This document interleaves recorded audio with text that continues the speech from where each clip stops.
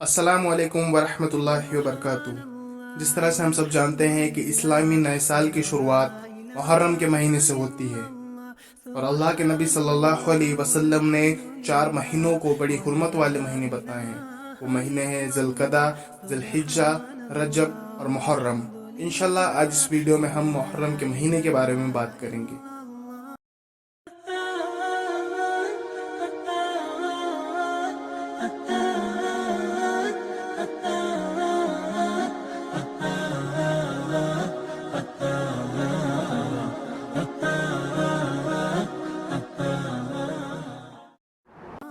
मुहर्रम के महीने की 10 तारीख को एक ऐसा दिन आता है जिसे अशूरे का दिन कहा जाता है। वो दिन बड़ा फजीलत वाला दिन है। अल्लाह के नबी सल्लल्लाहु अलैहि वसल्लम की सुन्नत ये थी कि आप उस दिन रोज़ा रखा करते थे, और आपने उस रोज़े की फजीलत ये बताई कि जो इस दिन का रोज़ा रखेगा अल्लाह सुब्हानहू व तआला उसके 1 साल की गुनाह माफ़ कर देगा। अच्छा, हम सबके जहन में एक सवाल आता है कि अशूरे के दिन की फजीलत इतनी क्यों है? अल्लाह सुब्हानहू व तआला ने अशूरे के दिन में इतनी फजीलत क्यों रखी है कि मुसलमान अगर उस दिन का रोज़ा रखता है तो उसके 1 साल के गुनाह माफ़ हो जाते हैं। तो इसका जवाब हमें ये मिलता है कि जब अल्लाह के नबी सल्लल्लाहु अलैहि वसल्लम मक्का से मदीना हिजरत करके आए, तब आप सल्लल्लाहु अलैहि वसल्लम ने ये देखा मदीना के यहूदी अशूरे के दिन का रोज़ा रखा करते थे।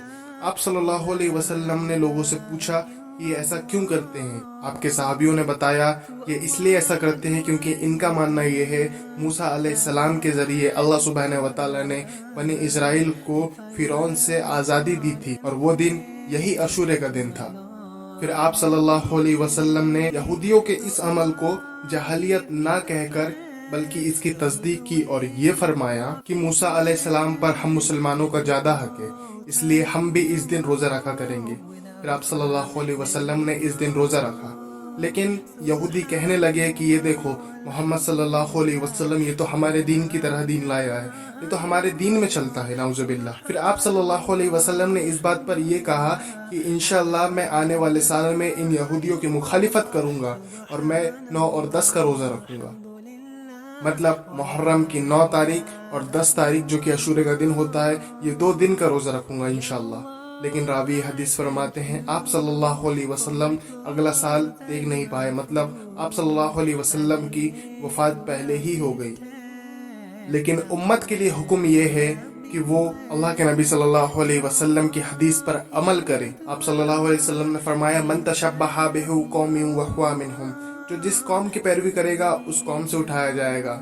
तो हमारे लिए ये ज़रूरी है कि हम यहूदियों की मुखालिफत करें और 9 और 10 तारीख का रोज़ा रखें, ये हमारे लिए अफजल है। लेकिन इसी बीच उलमा इकराम फरमाते हैं कि अगर कोई इंसान किसी वजूहात से 9 और 10 का रोज़ा छोड़ देता है जो कि रखना अफजल है, तो वो मुखालिफत के लिए 10 और 11 का भी रख सकता है, लेकिन बेहतर यह है कि वो 9 और 10 का रखे। इसके बाद हम ये देखते हैं कि हमारे बीच में ये यौम अशूरा का दिन आम इसीलिए है क्योंकि इस दिन हुसैन रज़ियल्लाहु तआला अन्हु की शहादत हुई थी। आप अल्लाह की राह में जंग करते हुए शहीद हो गए थे। लेकिन इस बात को मैं आपके बीच में ये वाजे कर देना चाहता हूँ कि हम सब ये जानते हैं कि अल्लाह के नबी सल्लल्लाहु अलैहि वसल्लम एक वाहिद ऐसे शख्स हैं जिनकी पैरवी आज के दौर में की जा सकती है। मतलब वो हमारे नबी थे, तो हम सिर्फ और सिर्फ उनके पीछे चल सकते हैं, उनके अमल या उनकी सुन्नतों पे हम अमल कर सकते हैं। और शरीयत भी आप सल्लल्लाहु अलैहि वसल्लम के ऊपर नाजिल हुई, आप पर कुरान नाजिल हुआ, और साथ साथ आपकी सुन्नतें इस्लामी कानून है, इस्लामी शरिया है। इसके अलावा कोई भी चीज़ इस्लाम के अंदर दाखिल करना बिल्कुल सही नहीं होगा। और हम सब ये भी जानते हैं कि हुसैन रज़ियल्लाहु तआला अन्हु की शहादत से पहले आप सल्लल्लाहु अलैहि वसल्लम की वफ़ात हो गई। मतलब आप सल्लल्लाहु अलैहि वसल्लम के साथ दीन इस्लाम पूरा हो चुका। इसके बाद कोई भी अमल, कोई भी चीज़ दीन इस्लाम का हिस्सा नहीं रह जाती है। हुसैन रज़ियल्लाहु तआला अन्हु की शहादत को किसी भी तरह से मनाना या उस दिन रंज व गम मनाना बिल्कुल भी इस्लाम का हिस्सा नहीं। और रही बात हुसैन रज़ियल्लाहु तआला अन्हु से मोहब्बत की, तो मैं आप सबको ये बता दूं कि अल्लाह के नबी सल्लल्लाहु अलैहि वसल्लम फरमाते हैं जिस किसी ने मेरे सहाबी को गाली दी गोया ये कि उसने मुझे गाली दी, और जिसने मुझे गाली दी गोया ये कि उसने अल्लाह सुब्हानहू व तआला को गाली दी। तो अल्लाह के नबी के तमाम सहाबियों से मोहब्बत करना ये हमारे लिए ज़रूरी है। और हम ये देखते हैं कि हुसैन रज़ियल्लाहु तआला अन्हु तो आप सल्लल्लाहु अलैहि वसल्लम के प्यारे लाडले नवासे भी थे और जन्नत के सरदार भी हैं। جو انسان آپ حسین رضی اللہ تعالیٰ عنہ سے بغض رکھے گا وہ انسان کس طرح جنت میں داخل ہو سکتا ہے؟